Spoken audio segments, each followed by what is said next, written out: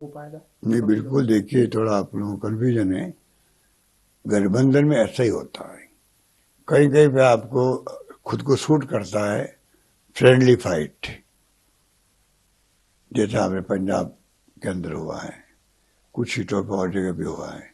तो ये डिपेंड करता है वहाँ की स्थिति क्या है, लोकल स्थिति क्या है। अल्टीमेटली तो इंडिया गठबंधन को फायदा मिलना चाहिए, बजाय इसके कि बीजेपी जीत रहा है।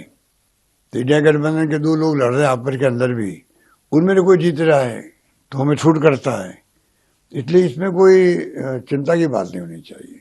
और बल्कि इंडिया गठबंधन के जो स्टेट थे, अच्छे ढंग से उनको डायलॉग करने के बाद में हमारे अधिकांश जगह पर समझौते हो गए। और जहाँ नहीं हुए हैं वहाँ फ्रेंडली फाइट इसलिए हो रही है कि बीजेपी को रोको। कई बार ऐसा भी होता है, 1-2 में लड़ो तो हो सकता है आप नहीं जीतो, और टाइमली फाइट में आप जीत जाओ, आपका पार्टनर जीत जाए। तो वो भी दृष्टिकोण ध्यान रखा गया। ये मैंने पहले मेरे अनुभव देख चुका हूँ। एक बार और जब सीताराम केसरी जी बने थे, अध्यक्ष बने थे, माहौल ऐसा बन गया देश के अंदर कि कई लोग छोड़ छोड़ के बीजेपी में गए थे, 6 महीने में, साल में वापस आ गए।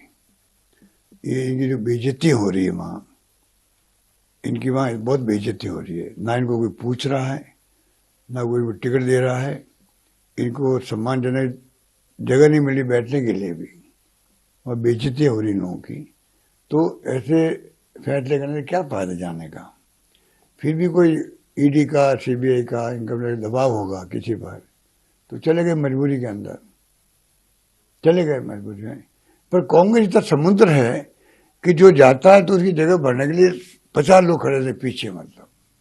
तो युवाओं में हमारे यहाँ कोई चिंता नहीं है, वो क्या हमारा नंबर आ गया शिवा ने। मोदी जी को तो राजस्थान वासियों को एक ही क्वेश्चन पूछना चाहिए।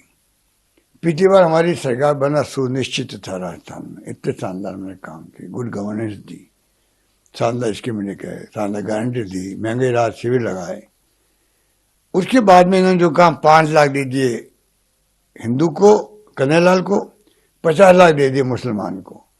ये जो झूठ बोले गए उस वक्त में, रेप की राजधानी बन गई राजस्थान, तो चोरी डकैती हो रही। अब ये 3 महीने में जो रेप हुए हैं, डकैती हुई है उदयपुर के अंदर, जयपुर के अंदर रोज की हो रही है, रेप हो रहे हैं। एक इतिहास बन गया 4 महीने का इनका। क्योंकि पूछो, आप झूठ बोल के गए थे, जबकि उस वक्त भी अन्य राज्यों की तुलना में हम सबसे अच्छी स्थिति में थे। हमने एफआईआर को कंपल्सरी कर रखी मैंने थाने के अंदर। देश में किसी राज्य में है क्या इतना बड़ा बोर्ड डिसीजन? कंपल्सरी करना पड़ेगा, एफआईआर लॉन्च करनी पड़ेगी थाने के अंदर। वो मैंने किया। पर झूठ बोल बोल बोल करके सत्ता में आ गए लोग, जनता को भ्रमित कर दिया। अब उनका जवाब दे आकर के, तब तो मालूम पड़े कि भाई इनमें ईमानदारी है, राजनीतिक रूप से ईमानदारी है। राजनीतिक ईमानदारी होना ही बहुत आवश्यक है। डरे हमारी विचारधाराओं की है, कोई दुश्मनी नहीं है हमारी। पर देश में माहौल ऐसा बन गया है जैसे पक्ष विपक्ष दुश्मन हो। जिम्मेदारी इसकी मोदी जी की है। जो सत्ता में होता है, मुख्यमंत्री हो या प्राइम मिनिस्टर हो, सत्ता वाली पार्टी का ये धर्म होता है, वो किसी न किसी रूप में विपक्ष को साथ लेके चले, विपक्ष को दुश्मन नहीं समझे। ये लोग विपक्ष को दुश्मन समझते हैं। ऐसा माहौल देश में बना दिया है। ईडी, इनकम, सीबीआई, 99% लोग उनके यहाँ गई जो विपक्ष में थे। अगर आप बीजेपी, कांग्रेस, सब पार्टियों में जाती ईडी, इनकम टैक्स, तो लोग ये बात नहीं कहते। पर आपने यहाँ भी राजनीति करी, आपने इनके पे छिप के राजनीति करा। आप लोग चुनाव जीतने के लिए ईडी, इनकम टैक्स, सीबीआई का उपयोग कर रहे हो, धन इकट्ठा करने के लिए इनके बीच छिप के इकट्ठा कर रहे हो। ये एक नया फॉर्मूला सरकार गिराने के लेके आ गए। मध्य प्रदेश, कर्नाटक, महाराष्ट्र सरकार 50 करोड़ रुपए दिए गए महाराष्ट्र के अंदर। क्या हो रहा है देश के अंदर, ये देशवासियों को समझना पड़ेगा। इसलिए जो मुख्य मीडिया है देश का, उसकी जिम्मेदारी बनती है कि वो इन बातों को नहीं बोलेगा तो बात नीचे पहुंचेगी नहीं। ये गोदी मीडिया क्यों कराता है?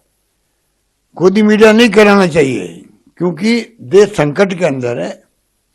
अपनी आत्मा को पूछना चाहिए कि अगर आपने भूमिका नहीं निभाई, भूमिका बहुत बड़ी होती है मेन मीडिया की, प्रिंट मीडिया की। अगर ये आज़ादी के वक्त में आंदोलन में इन्होंने भाग लिया था, आज अगर आप भाग नहीं लोगे तो स्थिति ऐसी बनेगी जब हाथ से बाजी निकल जाएगी, आगे चुनाव होंगे कि नहीं होंगे, लोग बात करने लग गए, तब फिर इतिहास इनको भी माफ नहीं करेगा।